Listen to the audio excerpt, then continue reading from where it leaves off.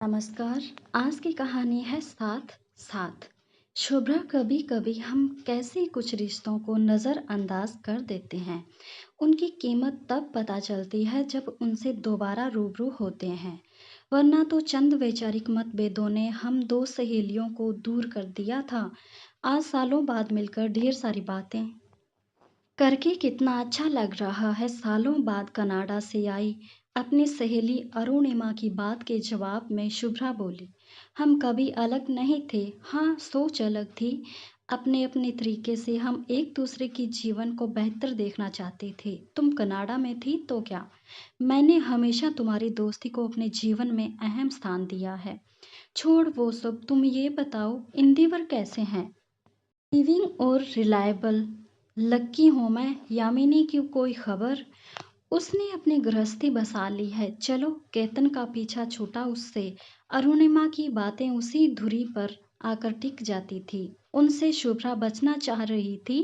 पुरानी अप्रासंगिक बातों से बचने की कोशिश में शुभ्रा ने बात बदलते हुए कहा, तुम और इंदिवर केतन से मिलकर जाना।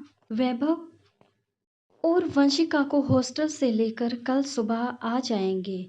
उन सबको भी सालों बाद तुझसे मिलकर अच्छा लगेगा। शुभ्रा की बात सुन अरुणिमा धीमे से मुस्कुरा दी। दो पल की चुप्पी के बाद शुभ्रा ने फिर कहा, तुम इतने बड़े एनजीओ से जुड़ी हो, बहुत अच्छा लगता है देखकर। अपने सर्वे के बारे में बताओ, कैसा हुआ, किस चीज़ पर सर्वे किया है तुम लोगों ने। ठीक ठाक हो गया। अभी फाइनल डेटा आना बाकी है। हम लोग सर्वे कर रहे हैं कि किस देश में तलाक अधिक होते हैं और उनकी वजह क्या क्या हो सकती है। अपनी सालों बाद आई सहेली अरुणिमा से बातें करती शुभ्रा की स्थिति इधर कुआं तो उधर खाई के समान हो गई थी। जिन बातों को वो छेड़ना नहीं चाहती थी, उन बातों के छिड़ने से तनावपूर्ण परिस्थितियां बनने लगी थी। फिर भी हंसते हुए शुभ्रा ने कहा, इतना गंभीर विषय तो अपना भारत किस पायदान पर है। वैसे तो और देशों की अपेक्षा भारत में तलाक लेने वालों की संख्या कम है, पर इस बार भारत में पहले की तुलना में संख्या में इजाफा हुआ है। कितना बुरा लगता है सोचकर कि भारत जैसे देश में, जहां विदेशों की तुलना में वैवाहिक संबंधों की जड़ें गहराई तक जमी होती थी, आज उनकी चूल्हे हिल गई हैं। हाँ, लेकिन संख्या बढ़ने के पीछे कारण भी तो होते हैं। उनमें से एक कारण तेजी से उभरा है, वो है एक्स्ट्रा मैरिटल रिलेशनशिप। खैर, ये फैसला तो व्यक्तिगत परिस्थितियों पर टिका होता है। इस वजह से तलाक वही लेते होंगे जिनके सामने और कोई रास्ता नहीं होगा, मसलन बहुत आगे निकल गए हो, उस पर रिश्ते से बाहर जाना मुमकिन न हो। अलगाव तो अंतिम हथियार है, उसे उठाने से पहले अन्य संभावनाओं को आजमा लेना चाहिए। मेरा मतलब है समय देना चाहिए। शायद सुधार की गुंजाइश बची हो तो अभी भी अपनी उसी संकीर्ण मानसिकता से घिरी है। मेरे हिसाब से ये एक गुनाह है जिसमें सिर्फ सजा होनी चाहिए। जिस इंसान पर आंख मूंद कर विश्वास किया, उसकी हर सांस पर एकाधिकार माना, सार्थक निरर्थक साथ निभाए, पल छलावा साबित हों। कैसा लगता होगा। टूटे विश्वास की किरचों से मन घायल होते होंगे। विश्वास बुलबुले सा फटता होगा। जैसे कभी आवेश में बोलती अरु चुप हो गई। कभी शब्द पर शुभ्रा का ध्यान गया तो नजरें अरु पर टिक गईं। जिस विषय में जतन से दूर रखा, वो अरु ने छेड़ दिया था।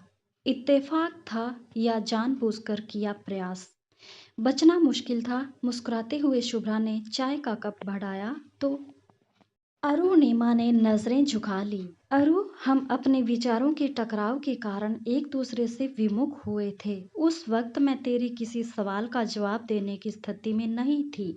शायद इस बार तुम्हें समझा पाऊं।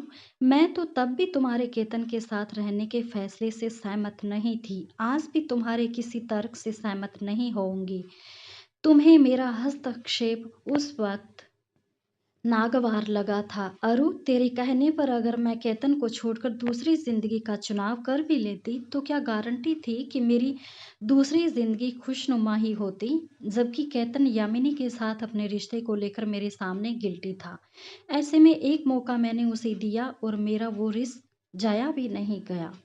तुम्हारी जैसी कमजोर और सुरक्षा दायरे में रहने वाली औरतें ही इन मर्दों का मनोबल बढ़ाती है। बेशक केतन ने अपनी गलती मानकर यामिनी से रिश्ता तोड़ा, तो क्या उसकी गलती माफी योग्य थी? मैं मान नहीं सकती कि उसकी बेवफाई तेरे दिल को कभी भी ठेस नहीं पहुंचती होगी। अगर जांच परख का कोई मानक होता तो बताती कि इस रिश्ते में वापस जाकर मैंने क्या पाया। एक पति होने के नाते उसने विश्वासघात किया, लेकिन पिता पिता होने का दायित्व तो वो तब भी बखूबी निभा रहा था। हमारे बीच अभी कुछ ऐसा था जिसमें सांसें बची थी। हम दोनों की तरफ से अपने रिश्ते को जिंदा करने के प्रयास किए गए थे। केतन ने एक ईमानदार कोशिश की थी, हर तरफ से खुद को यामिनी से दूर करने की। अगर मैं होती तो ऐसे इंसान की बेवफाई के लिए उसे कभी माफ नहीं करती। मैं भी माफ न करती अगर उसकी फितरत में बेवफाई होती। इतना कुछ जानने के बाद भी मुझे केतन के साथ एक सुरक्षा का एहसास होता था। उसने बच्चों को और मुझे जिस तरह से इस दुनिया के सामने थामे रखा, वो सुरक्षा का एहसास सच्चा था। कहीं कोई बनावट नहीं थी। केतन स्वार्थी था तो जानता था कि यामिनी के साथ उसका रिश्ता ज्यादा दिन तक नहीं निभेगा, इसलिए तुम्हें थामे रखा कि कहीं उसके हाथ खाली न रह जाए। अगर केतन स्वार्थी था तो मैं भी स्वार्थी थी, जो उस सुरक्षित दायरे से निकल पाने का मन नहीं बना पाई। तुझे केतन को देखकर कभी गुस्सा नहीं आया? आया था, बहुत आया था। यथार्थ और आभासी कल्पनाओं के बीच उलझन में पड़ी थी। उस वक्त केतन यामिनी को छोड़कर मेरी ओर बढ़ रहा था। ऐसे में मैंने उसे थामने में देर नहीं की। आज समय की धूल हमारी उस अतीत पर पड़ चुकी है और उसे तो हराकर उस गर्द को हमने हटाने की भूल नहीं की। उसी का परिणाम है हमारा आज का संतुष्ट परिवार। कुछ रिश्ते ऐसे होते हैं जिन्हें समय पर संभाल लिया जाए तो ठीक होता है, वरना बाद में पछतावा होता है। हालांकि उस समय केतन की ओर से दिल पत्थर हो गया था, पर बच्चों की तरफ का हिस्सा तो अभी भी कोमल था। उसे पत्थर बनाकर अपने ईगो के लिए लड़ भी जाती अगर केतन उसी रास्ते पर चलता रहता। पर ऐसा भी तो नहीं हुआ। जब मैं अवसाद में थी तब उसने यामिनी की ओर जाने वाले रास्तों को बंद कर दिया था। एक बार को मान भी लूं तेरी बात, तो क्या अतीत के कड़वे पल तुझे याद नहीं आते? मैं तन मन से अपने बच्चों के भविष्य और वर्तमान को पकड़े खड़ी रहती थी। अतीत का जो हिस्सा हमारा नहीं था उसे संभाल कर क्यों रखती?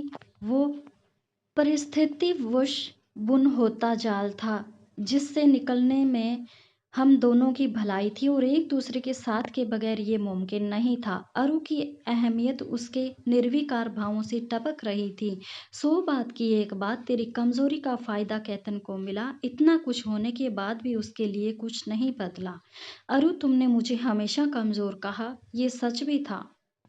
तभी शायद केतन ने मेरी राह में आने वाले कांटों को चुन चुन कर निकाल दिया। आखिर 8 सालों के साथ मैं वो इतना तो समझ ही गए थे कि मेरी शक्ति परीक्षा का ये अंतिम पायदान है। उस समय मन ने केतन को पति के रूप में अस्वीकार कर दिया था, लेकिन हमारे बच्चों के प्रति उनकी संजीदगी ने पिता के पद से उन्हें कभी उतरने नहीं दिया। जिम्मेदारियों से न मैं पीछे हटी न केतन। समय के बहाव में बहते हम कब एक दूसरे के पास बहकर चले आए पता ही नहीं चला। अरु कुछ कहती उससे पहले ही कॉल बेल बज गई। कौन आया होगा इस समय? कहीं केतन तो नहीं? ऐसी बेतरतीब सी बेल तो वही बजाते हैं, लेकिन वो तो कल।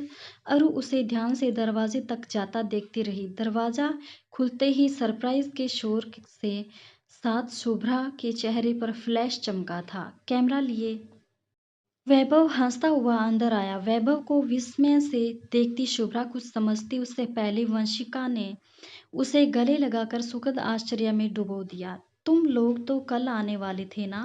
बोलती हुई शुभ्रा की नजर केतन पर पड़ी, जो पीछे खड़े उस नजारे का आनंद उठाते हुए मंद मंद मुस्कुरा रहे थे। ओह, तो ये तुम्हारी करामात थी, तभी कल से कोई फोन नहीं किया।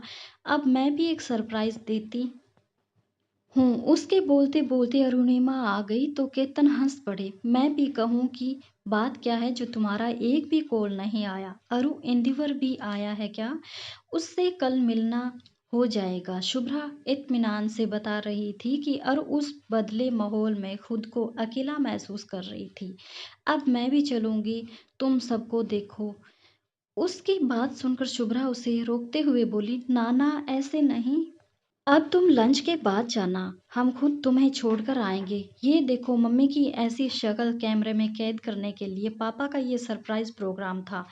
वैभव केतन का फोटो दिखाकर हंस रहा था और शुभ्रा बनावटी गुस्सा दिखा रही थी। वंशिका चहक रही थी, आंटी हमने खूब सारी शॉपिंग की है, जानती है आंटी, कल पापा ने हमें कितना घुमाया मम्मी के पर्दों की वजह से। और मम्मी पापा कोई और रंग नहीं मिला, कैसा अजीब सा रंग था, पोलैन येलो। सच पूरी दिल्ली में घूमना पड़ा तब जाकर इस रंग के पर्दे मिले थे। बाय गॉड आंटी, पापा तो मम्मी की इच्छा पूरी करने के लिए किसी भी हद तक जा सकते हैं। कुछ भी देर में पूरे बेड पर पीले पर्दे बिखरे पड़े थे। पर्दों को उल्टी पलटती शुभ्रा के चेहरे पर मुस्कुराहट और आंखों में चमक थी। अरु को सहसा उसका बरसों पहले का बुझा चेहरा और बुझी सी आंखें याद आई, जो पेड़ों से गिरते पीले पत्तों की बूंद बनी एकटक देखती थी। उन पीले पत्तों सा ही तो रंग उन पर्दों का भी था। आज वो कितने सुंदर दिख रहे थे। कमरा खिला खिला लग रहा था। टूटे पत्तों की उदासी उनमें कहीं नहीं थी, शायद तस्वीर का दूसरा रूप था। रंग वही थे, बस नजरिया बदल कर उसने उसे केतन की तरह अपने जीवन में शामिल करके खूबसूरत बना लिया था। पर्दों के उस रंग को देखकर निश्चय ही कोई उस रंग को पीले टूटे पत्तों से नहीं जोड़ेगा। उनके स्याह अतीत का एक कतरा भी नजर नहीं आ रहा था।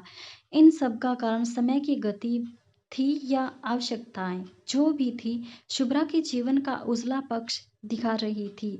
यामिनी नाम के फटे हुए चैप्टर को चिंदी चिंदी हो उड़ जाने दिया था उसने। अब तो वही पन्ने रह गए थे जो बार बार पढ़े जाने योग्य थे। अरु अब तक शुभ्रा के उस कदम के उठने की उम्मीद कर रही थी जो साहस का मानक था, लेकिन शुभ्रा ने जो कमजोर कदम उठाया था वो क्या वाकई कमजोर था।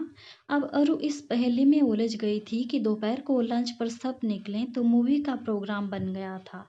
शाम को अरु के पास तब तक सब रहे की आंखों को भिगो गए थे। शुभ्रा तुझसे एक बात बोलूं, जिस केतन को मैं देख रही हूँ ये वही है। विश्वास नहीं होता, बस तुम लोग ऐसे ही खुश रहो। सच बता, मन से तो तुम दोनों साथ हो ना।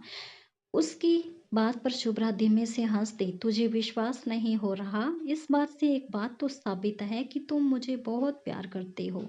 तेरी नाराजगी मैं समझती हूँ, पर क्या करूँ, मेरी कमजोरी, गलती या मेरा खुद का स्वार्थ, वजह जो भी हो, पर सच यह है कि केतन मेरी आदत बन गए हैं और मैं आदतों के बगैर रहना मुमकिन नहीं है। शुभ्रा की साफ गोई से कहीं मासूम सी बात पर अब संदेह नहीं था। उसने शुभ्रा को गले से लगा लिया था।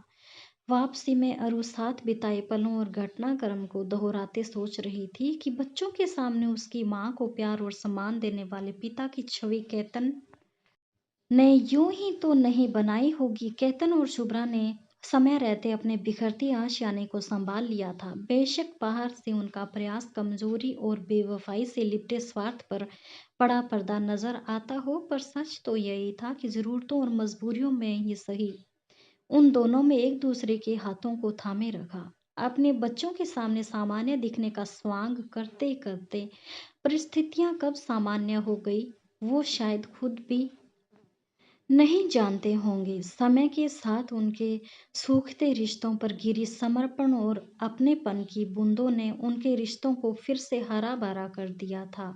और वो इसी सच्चाई के साथ पूर्वाग्रह को दूर करके यहाँ से जा रही थी, तब मन में न संदेह था न शिकायत। चेहरे की हंसी को धोखा मान सकती है, पर शुभ्रा की आंखों से छलकती खुशी को नजरअंदाज करना मुमकिन नहीं था।